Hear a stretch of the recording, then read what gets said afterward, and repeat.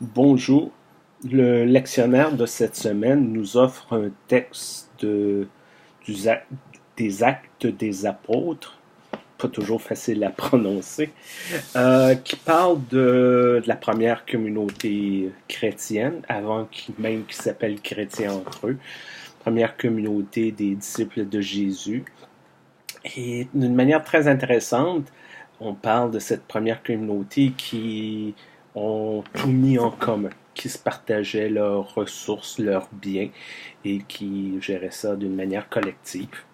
On peut regarder ça aujourd'hui puis peut-être un peu sourire puis se dire bah c'est bien beau cette utopie-là. Puis c'est des utopies qui souvent existent au début d'un mouvement, mais après il y a l'institution qui rentre, ça grossit, puis il faut des conseils d'administration, des comités, puis c'est plus difficile de vraiment continuer cet idéal-là.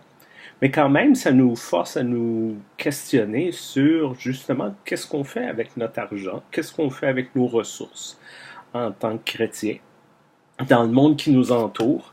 On peut peut-être pas demander à tout le monde de partager, mais est-ce que la façon dont on gère notre argent et nos ressources, est-ce qu'on y retrouve notre foi à travers de ça?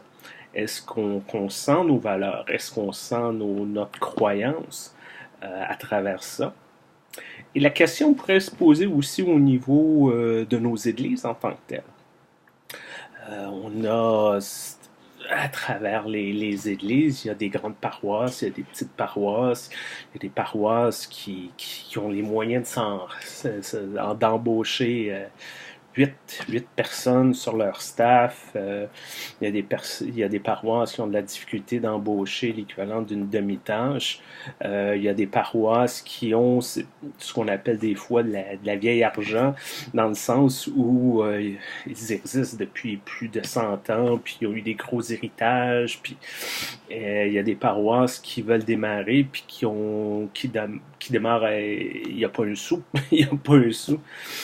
Toutes ces questions-là, ça aussi, ça nous interpelle parce que les premiers croyants, ils se disaient, c'est ensemble, si on se tient et si on met nos ressources ensemble, qu'on risque de survivre, puis de vivre cet idéal-là de Jésus, puis à quelque part, 2000 ans plus tard, où est-ce qu'on en est rendu avec ça? Est-ce qu'on a tellement peur à notre survie qu'on s'assit sur notre argent, puis ceux qui n'ont pas d'argent, qui crèvent, qui avaient juste ramassé de l'argent comme nous autres?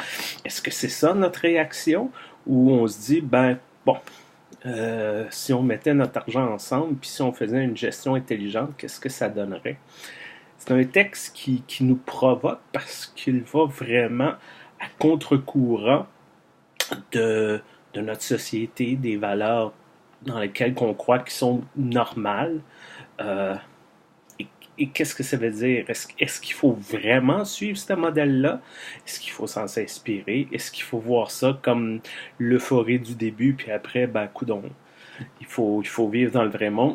C'est toutes ces questions-là de ce rapport à l'argent, ce rapport à la possession, au pouvoir qui vient avec tout ça. Toutes ces questions-là qui sont posées à travers ce texte-là.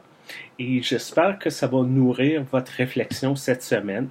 Et à un moment où justement, on vit, il y a quelques jours seulement, la grande nouvelle de la résurrection, la grande nouvelle de Pâques.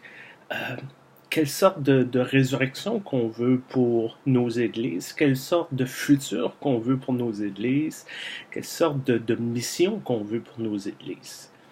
Je vous souhaite une bonne semaine, portez-vous bien et j'espère vous voir très bientôt.